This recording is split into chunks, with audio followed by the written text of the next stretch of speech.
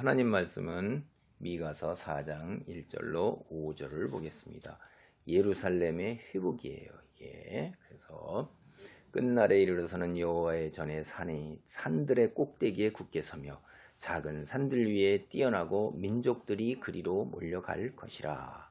곧 많은 이방 사람들이 가며 이르기를 오라 우리가 여호와의 산에 올라가서 야곱의 하나님의 전에 이르자. 그가 그의 도를 가지고 우리에게 가르치실 것이니라. 우리가 그의 길로 행하리니 이는 율법이 시온에서부터 나올 것이요 여호와의 말씀이 예루살렘에서부터 나올 것입니다. 우리 여기 4장 1절로부터 이제 3절 2절까지 왔습니다. 3절 더 읽어보겠습니다. 그가 많은 민족들 사이의 일을 심판하시며 먼 곳 강한 이방 사람들을 판결하시리니 무리가 그 칼을 쳐서 보습을 만들고 창을 쳐서 낫을 만들 것이며 이 나라와 저 나라가 다시는 칼을 들고 서로 치지 아니하며 다시는 전쟁을 연습하지 아니하고. 여러분 여기 미가서 4장 1절로부터 3절까지가 딱 보니까 이사야서 2장 2절로 4절과 거의 흡사하죠. 특별히 여러분이 기억해 보면 칼이 보습으로 변하고 창이 낫으로 변하고 칼 들고 서로 치지 않고 전쟁이 없다 하는 말 들으니까 금방 떠오를 것입니다. 이사야서는 하나님의 백성이면서도 이방인보다 빛으로 살지 못하는 이스라엘 백성을 책망할 때 이제 이 메시지가 와요. 그런데 미가서에는 이스라엘과 열방을 차별화하는 거예요. 즉 열방은 자신들의 우상을 섬기지만 다윗 왕조에 속한 왕의 지도 아래에 있는 이스라엘은 여호와를 섬긴다 하는 모습으로 문맥 속에서 같은 글인데도 이렇게 다르게 오는 것입니다. 그런데 미가서 3장까지가 얼마나 하나님의 신랄한 심판, 비난에 미가가 신랄하게 비판하면서 하나님의 심판을 예언을 했잖아요. 그런데 갑자기 이제 이스라엘의 회복과 영광이 오는 거예요. 이렇게 문맥상에서 급전하잖아요. 이 연결고리가 뭘까 할 때 앞에 메시지에서는 시온이 죄로 물든 거예요. 그래서 완전히 파괴됩니다. 그런 파괴돼서 황폐한 곳이 어떻게 돼요? 여호와의 말씀과 율법으로 가득 찬 곳으로 변하는 거예요. 그렇게 연결고리가 되고 또 하나 성전의 산이 광야처럼 되는 거예요. 그 광야가 이제 여기서 획기적으로 변화해서 으뜸되는 산으로 변합니다. 이것이 이제 연결고리고 그 다음에 우두머리들의 악행이 세상에서 가장 으뜸 가는 거예요. 그것이 이제 모든 산들의 으뜸이 된다 이 말이에요. 시온이. 그리고 이제 또 네 번째는 시온이 죄인의 소굴이었어요. 그런데 하나님께서는 가르침의 중심지로 삼으세요. 그 다음에 다섯째는 이스라엘 지도자들이 뇌물을 수수해서 부당한 판결을 했어요. 그런데 하나님의 통치는 공평하고 합리적이다 이 말이에요. 이렇게 해서 연결고리가 다 이렇게 연결로 급전하지만은 급변하지만은 연결고리가 있다 이 말이에요. 이게 먼 미래에 마지막에 이제 있을 일이라는 걸 이들이 느낄 거예요. 그래서 한번 봅시다. 하나님이 이렇게 미래에 묘사하고 있는 맨 마지막 날 여호와의 날에 묘사하고 있는 이 세상이라는 것은 메시아 통치 그 만 백성을 위한 거예요. 이스라엘 백성만 위한 거 아니란 말이에요. 그래서 우리가 여기를 보면 이게 메시아 시대에 도래할 때를 배경으로 삼고 있는 거구나 라는 중의적인 메시지. 이스라엘의 회복가들어서 메시아 시대. 그래서 그때 그 시온이 예루살렘이 파괴되면서 수치와 수모를 겪었지만 이젠 온 세상의 선망의 대상이 된다 이 말이에요. 시온이 세상의 중심이 돼요. 여호와의 통치가 세상의 중심이 될 것이기 때문에 그런 거예요. 여러분 여기 우리 1절에 보면 여호와의 전에 산이 산들의 꼭대기에 굳게 서며 작은 산들 위에 뛰어나다 이런 얘기는 무슨 말이냐면 고대 근동 사람들의 이해를 배경으로 하는 거예요. 신전이 다 산에 있어요. 그래서 산당이라는 얘기가 많이 나오잖아요. 근데 산이 자신의 숭배하는 우상 이거를 대표하는 곳이에요. 그래서 그 산에다 산당 신전을 만들었는데 그곳이 바로 산이 신이 자기가 섬기는 백성과 함께하는 곳이고 하나님이 그 자기의 신이 군림하는 곳이고 신의 하늘에 있는 처소로 들어가는 그게 대문이에요. 관문이에요. 그리고 그 신이 이 세상에 다스리는 영토, 그게 이제 산이라 이 말이에요. 그래서 그 사람들의 이해를 배경으로 해서 그런 산들을 다 위에 가장 뛰어난 으뜸 가는 산이다는 거예요. 대단한 거죠. 여러분, 여기서 우리가 보면 우리가 크리스천의 삶이 가장 으뜸 가고 위에 뛰어난 것은 우리가 잘나서 그럴까요? 산이 높기 때문에 에베레스트인가요? 에베레스트 산이 높아서 사람들이 와, 정말 높은 산이다 이렇게 하죠. 그 산 자체가 높기 때문에 높다는 거예요. 그런데 우리가 어떤 산은 이렇게 봤을 때 산의 높이가 높지가 않은데 너무나 매력적이고 아름다운 거예요. 그렇죠? 이게 하나님이 계셔서 시온산이 그렇게 매력적인 거지, 시온산이 에베레스트처럼 이렇게 높은 산, 그래서 매력이 있는 게 아니란 말이에요. 그리스도인도 우리 자체가 매력이 아니라 하나님께서 나와 함께 하시며 내가 하나님의 말씀을 따라서 내가 하나님의 통치 아래 있기 때문에 그게 세상 사람들에게 탁월하고 위대하고 매력적으로 보이는 거예요. 우리의 그 그리스도인의 정체성과 우리의 뛰어난 그 하나님의 사랑이 나오는 것은 나 자신의 능력이 아니에요. 하나님께로부터 흘러 넘쳐서 나온다 하는 거예요. 그런데 여기 우리가 오늘 4장 1절로 3절을 보면 민족들이 이렇게 몰려간대요. 많은 이방 사람들이 온다는 거예요. 하나님께서 통치하실 백성, 이스라엘 백성만이 아니에요. 세상의 모든 민족이 하나님의 백성이 된 겁니다. 하나님이 초청하셨어요. 이제 초청에 임하는 건 열방의 선택이에요. 열방이 여호와 하나님을 왕으로 섬긴다, 이런 거는 자신들이 숭배하던 이방 신들을 거기에서 다 벗어나고 예루살렘으로 이제 순례를 온다 인 거예요. 왜냐면 민족들이 어디에 여호와의 전에 산이 있는 곳으로 몰려가잖아요. 그래서 많은 사람들이 여호와의 산에 올라가서 야곱의 하나님의 전에 이르기 위해서 자신의 본거지를 떠나서 순례를 오는 거예요. 우리 성도의 삶은 어떻습니까? 세상 속에서 우리가 익숙해지고 편안해 있는 그 삶의 자리를 때때로 떠나야 돼요. 이러한 변화가 우리는 하나님을 사랑하기 때문에 치러야 할 대가로, 나의 희생이요 양보로 생각할 수도 있어요. 그러나 자세히 조금만 더 한 걸음 더 나가 생각해보면 그렇게 모든 마지막 때에 청산을 할 때 우리가 이 세상에 편안하고 익숙해진 삶 속에서 이룬 것과 하나님께서 우리에게 베푸시는 것을 비교해보면 비교 자체가 안 되는 거예요. 너무나도 많다는 거예요. 그 하나님의 은혜를 깨닫게 되는 거예요. 이 땅에서의 삶 속에서도 하나님의 은혜를 이처럼 깨닫는 사람은 세상에 이 익숙해진 편안한 자리를 박차고 쉽게 떠나갈 수가 있는 거예요. 열방이 어떤 열심을 가지고 와요? 몰려간다라는 거잖아요. 몰려간다. 이 뜻은 원문을 보면은 물이 흐르는 거고 여기에서 나온 게 강이에요. 명사형이. 여러분, 이 범람하는 강물처럼 사람이 몰려오고 있는 거예요. 홍수 때처럼. 홍수가 밀려오듯이 예루살렘으로 몰려가는 거예요. 그리고 올라가다 야곱의 하나님, 우리가 이제 2절에 읽어는 이스라엘 민족들이 성전으로 순례를 갈 때 사용하는 제사적인 용어예요. 열방 사람들이 이스라엘 사람들과 마찬가지로 이제 하나님의 성전이 있는 곳으로 순례를 떠나는 거예요. 제사를 드리기 위해서 가는 거예요. 이게 변화된 거예요. 세상 사람들조차. 그래서 이 미가가 꿈꾸는 세상, 하나님의 공평과 정의가 향하는 세상이에요.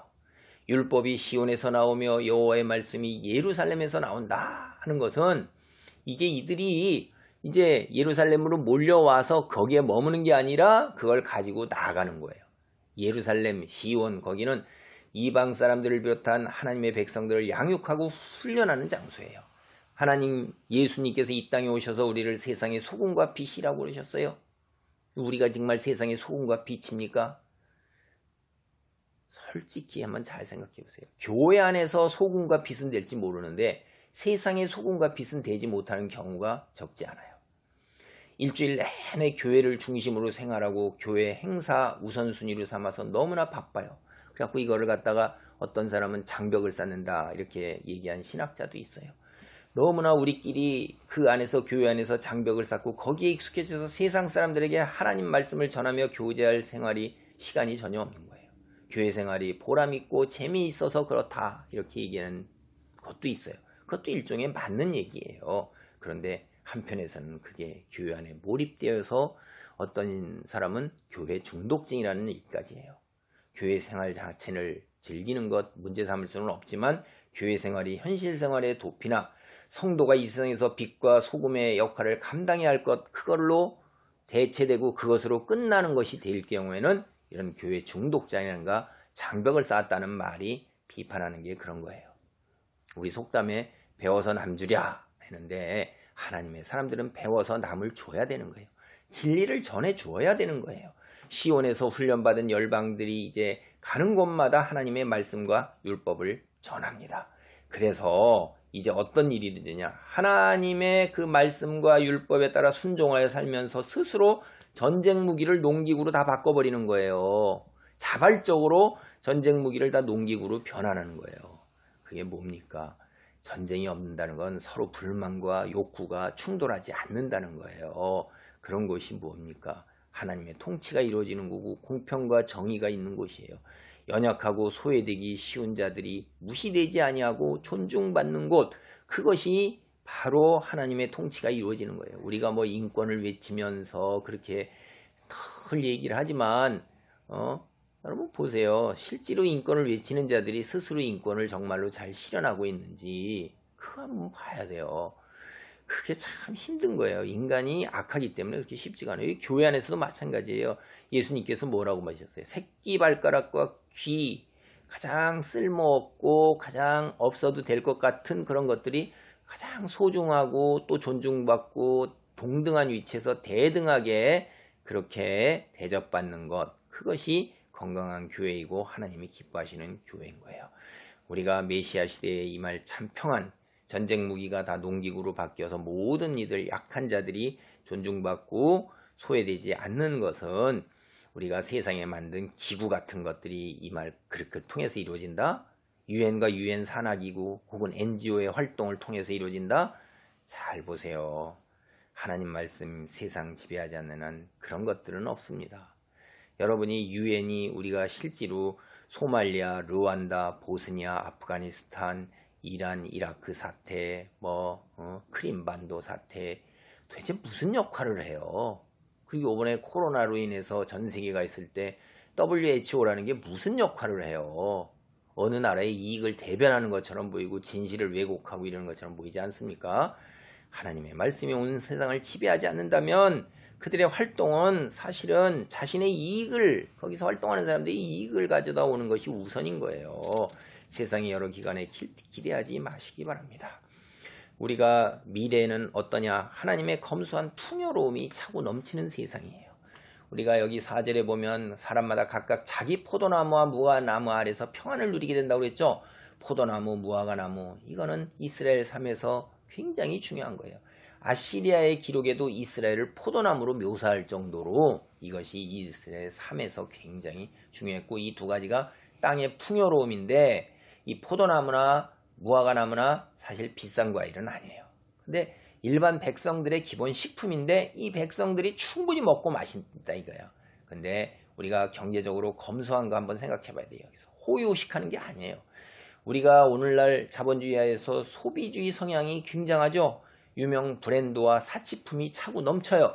그런데 이제는 하나님의 미래에서는 이런 유명 브랜드와 소비주의의 사치품보다는 실용적인 풍요로움, 이런 것이 우선일 거고 그렇게 넘치는 거예요. 때때로 우리가 이런 것들이 필요한 그리스도인들도 있습니다. 모든 그리스도인이 다 일관적으로 이건 사치품이다, 이거는 유명 브랜드다 라고 이야기하기는 어려워요. 그런 것들이 필요한 사람은 또 그렇게 필요하게 살아야 하는 거예요. 그러나 대부분의 크리스천들 자기가 이런 것들을 다 누리며 사는 위치에 있지 않으니까 상대적 박탈감 속에서, 경쟁심 속에서 우월감을 드러내기 위해서 살지 않도록 조심해야 하는 것입니다. 또 이제 만민이 각각 자기의 신의 이름을 빙자하여 행하되 오직 우리는 우리 하나님 여호와의 이름을 빙자하여 행하리로다. 이렇게 이제 5절을 갖다가 번역한 사람도 있습니다. 그 5절 보면 여러분 그렇죠? 여호와의 이름을 의지하여 이제 우리가 행하리로다. 이렇게 얘기해. 여러분, 이게 우리가 이거 굉장히 조심해서 잘 생각해 봐야 돼요. 온 세상은 다 신앙과 거리가 멉니다. 점점 갈수록. 그래서 주의 백성마저도, 옆에서 신앙생활하는 백성마저도 하나님의 가치관과 세계관보다는 세상의 가치관과 세계관에 흔들리고 그 속에 자기가 매몰되어 있는데도 자신이 몰라요. 학교 교육에서 세상의 가치관과 세계관이 스며들어왔는데 그것이 혼합되어 있는 걸 몰라요. 그래서 우리가 하나님의 정말로 참된 메시아 통치를 기대하며 살아간다면 하나님의 가치관과 세계관을 말씀으로 깨닫고 그 속에 머물러야 돼요. 많은 성도들 대부분의 경우에 다른 사람들의 삶과 자신의 삶을 비교해서 상대적 경건 속에서 무난하게 살려고 해요. 튀지 않으면서 세상과 어느 정도 평안을 유지하고 현실의 편안함에 익숙하게 하면서, 문제는 그들이 눈여겨보는 상대적인 경건의 표준, 기준 되는 사람들이 이미 세상 속에서 물들어 있기 때문에 그들을 기준으로 해서 나아가는 옆에 있는 자들, 같이 신앙생활하는 자들의 상대적인 경건 역시 하나님의 기대 이하라는 거예요. 그래서 여러분 잘 살펴보세요. 개혁이다, 이거는 옆 사람과 비교하는 게 아니에요. 옆에 사람과 상관없이 하나님의 성경, 말씀, 그 기준에서 오직 성경, 오직 성경. 칼빈이 뭐라고 했어요? 오직 성경, 하나님의 말씀을 가지고 그렇게 나아갔던 것입니다. 그때 당대에 하나님의 말씀으로 나아가지 않았으면 세상에 많은 사람들이 땡전 금화 떨어지는 소리에 지옥에서 천국으로 옮겨가는 거예요. 돈을 많이 내는 사람들 다 면죄부 받고 세상 풍조가 다 그렇게 갖고 상대적인 경고 속에서 다 갔는데 당당하게 하나님의 말씀에 그게 아니다라고 나오는 거예요. 여러분, 하나님 은혜는 바로 이런 것입니다. 하나님의 구원을 체험한 사람, 부패와 타락의 삶, 세상과 타협하는 삶이 있을 수가 없어요. 우리 주변에서 간혹 우리가 구원 체험했다, 자기가 큰 능력을 지녔다면서 한 번 구원이 영원한 구원이다, 이렇게 착각해서 막 죄를 지어도 고백만 하고 회개만 하면 다 용서해 준다, 이렇게 하고선 세상의 도덕 윤리적 가책도 없이 그것보다 위에 있으면서 제 멋대로 하고 살아가는 사람들이 있어요. 도덕 윤리는 아주 우리 발꿈치에 오는 기본적인 거예요. 도덕 윤리도 못 지키는데 어떻게 하나님의 이 말씀 기준에 도달해요. 볼 때마다 정말 저들이 복음을 아는 자고 구원받은 자인가, 하나님을 아는 자인가를 한번 되물어 볼 수가 있어요. 복음을 아는 사람, 받아들인 사람은 절대로 옛날 방식대로 살 수가 없어요. 이거는 새로운 피조물이라고 성경이 분명하게 얘기하고 있어요. 하나님한테 우리가 굉장한 은혜와 선물을 받는다는 것을 기대한다면 이 땅에서 때로 우리가 편안함과 익숙함 속에서 헤어나오고 개혁으로 나가야 합니다. 하나님 말씀만을, 오직 성경만을 기준으로 하여 나아가는 절대적인 경건에 머물 수 있어야 합니다. 그것이 능력인 것입니다. 귀한 자리에 있기를 바랍니다. 아멘.